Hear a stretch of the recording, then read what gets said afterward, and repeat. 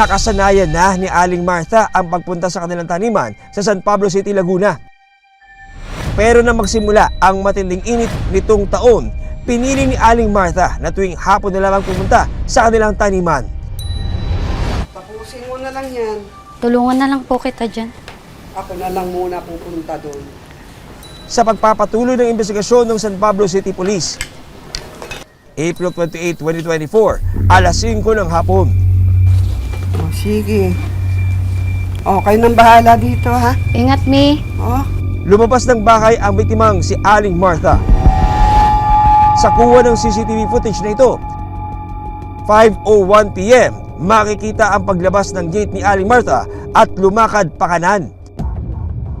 Nakasuot ang ginang ng isang sombrero, puting cardigan, maong na pantalon at bota. Dala rin niya ang isang pulang eco bag, laman ang inihandang pagkain para sa kanyang mga alagang aso. Routine na po niya yung papunta sa bukid para mag-usisa ng kanyang baka. Sa isa pang anggulo ng CCTV, 5:02, makikita ang pagdaan ni Aling Martha sa isang puno sa gilid ng kalsada.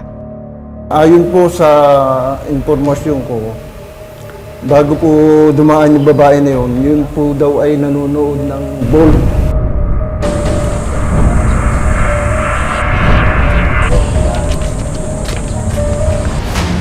Makikita sa CCTV ang paglabas ng isang lalaki mula sa gilid ng kalsada.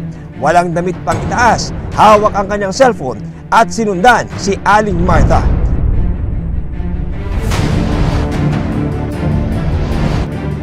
Sa sumunod na kuha ng isa pang CCTV, 5:03 PM, makikita na sinusundan pa rin ng lalaki ang ginang. Sa puntong ito, isinuot ng lalaki ang isang sandong kulay pula at dilaw. Makikita po natin, hindi na po siya dumistansya. Ang mga kuwang ito na pala ang huling beses na makikitang buhay si Aling Martha.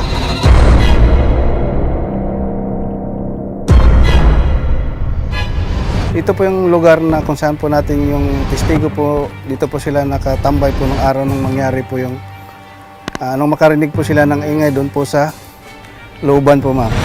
Hanggang 2 testigo ang lumutang. Pahayag ng mga testigo na parehong construction worker at itinago namin sa mga pangalang Randy at Hector. Sir, may narinig po kaming ingay kanina sa barracks. Mag-aalas 5:30 ng hapon ng parehong araw. Narinig nila ang isang sigaw na nanggaling sa loob ng taniman, malapit sa kanilang barracks. Sabi maingay! Parang narinig mo yun? Parang may sumisigaw. Parang sasabihan eh. Tara, punta natin! May narinig akong sumisigaw ng tama na sabi. Tinawag po ako nung isa kong kasama. Yung nakabaraks po dyan, tinawag po ako. Sabi nga daw po, meron dito nag-aaway. Then nakahiga po ako dun sa barracks ko mga time na yun. Tapos, lumabas ako. Hinanap daw ni Randy at Hector kung saan nagmumula ang ingay. At laking gulat nila sa kanilang nasaksihan. Nakita ko po yung biktima is nakahiga na. Lalaki na lang po, yung suspect na lang po na abot na ako nakatayo. Dito nila po nakikita yung may nagkakagulo po sa lugar po na ito.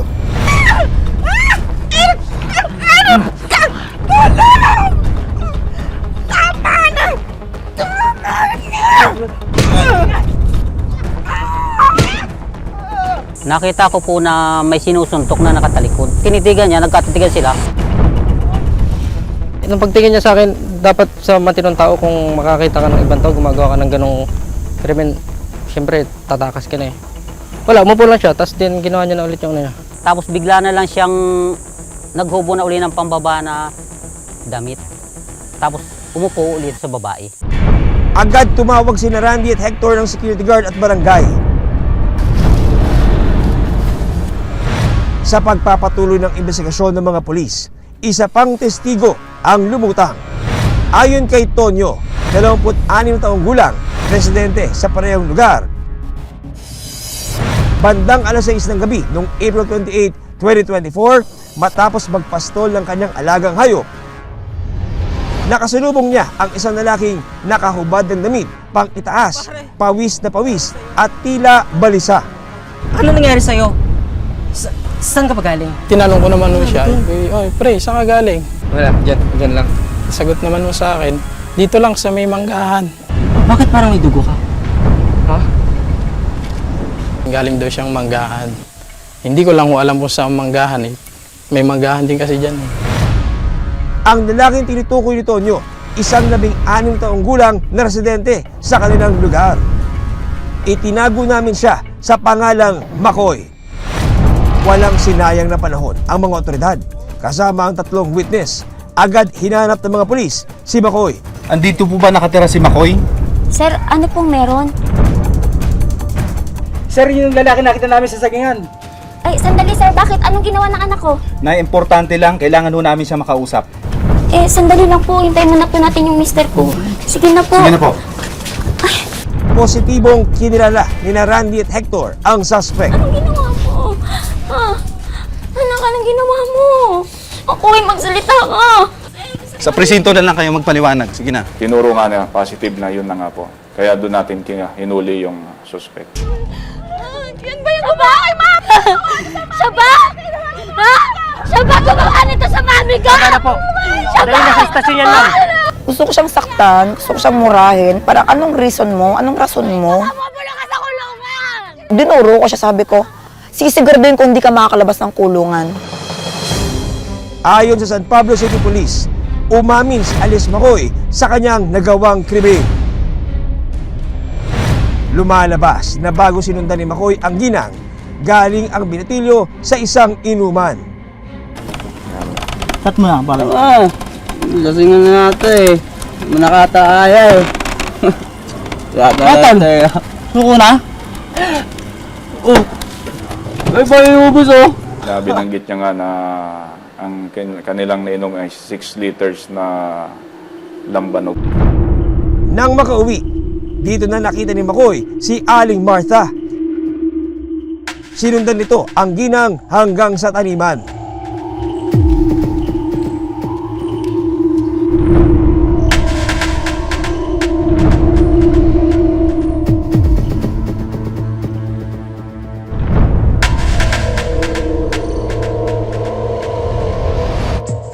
Nang makahanap ng tiyempo, isinagawa ni Makoy ang malagim na krimen. Paglalahad ni Makoy sa mga pulis, nilapitan niya ang matanda at doon na sila nagsimulang magtalo. Samahan ko na po kayo. Delikado po mag-isa rito. Bitawan mo nga ako, ano ba? Nakakabastos ka na.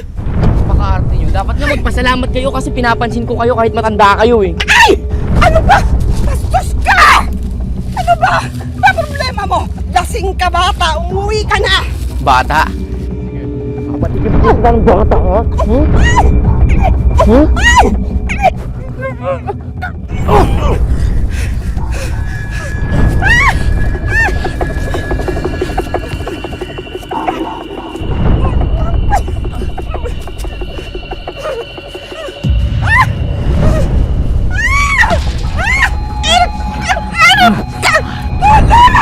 Ayon sa testimonya ng suspect sa mga pulis, nagsisigaw si Aling Martha. Dahilan para bugbugin siya ng suspect. Nakapaglaban naman yung lola ma'am. Actually, sumisigaw nga siya ng tama na. Yun ang narinig ng ating mga witness. Pero hindi natinag si Makoy.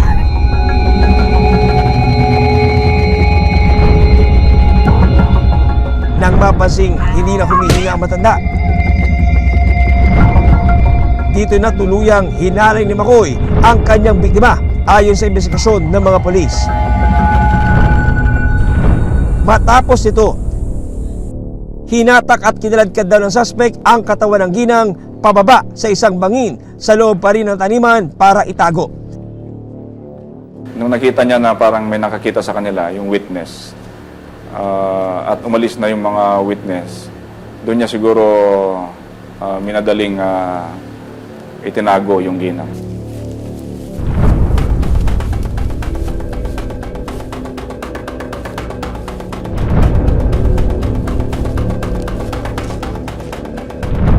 Bago tuluyang umalis, ibinalot niya ng eco bag ang ulo ng matanda. Maharap sa kasong rape with homicide ang binatilyong suspect na si Makoy. Dahil minor de edad, kasalukuyan siyang nasa kustudiya ng City Social Welfare Office ng San Pablo City sa Laguna. Sinubukan ng Pinoy Crime Stories na makapanayam si alias Makoy, pero hindi muna nagbigay ng komento ang CSWD tungkol sa kaso. Ayon sa mga otoridad, ito ang unang beses na nagkaroon ng reklamo laban sa binatilyo. Pero ayon sa barangay kung saan residente si alias Makoy, takaw gulo ang binatilyo. Boss, pabili nga ng ube, boss, yung flavor. Magkano, boss? Sige, yung pinakamaliit na lang. Hindi, boss. Gawin ko lang, ha? Wala akong sukal. May mga reklamo po na sa mga tindahan na malikot daw po ang kamay na nakakasungkit ng mga paninda. Meron din kasi nawala ng mga manok na pangsabong. Isa din ang suspect. Ayon naman sa pamilya ni Aling Martha, matagal na nilang nakikita at kilala ang pamilya ni Makoy. Makoy, ano ginagawa mo dyan? Wala lang po. Tara dito, bibigyan kita ng trabaho. Ano pong klaseng trabaho? Tutulungan mo akong magtabas ng damo. Ayun yung itak. Kunin mo at lumapit ka dito.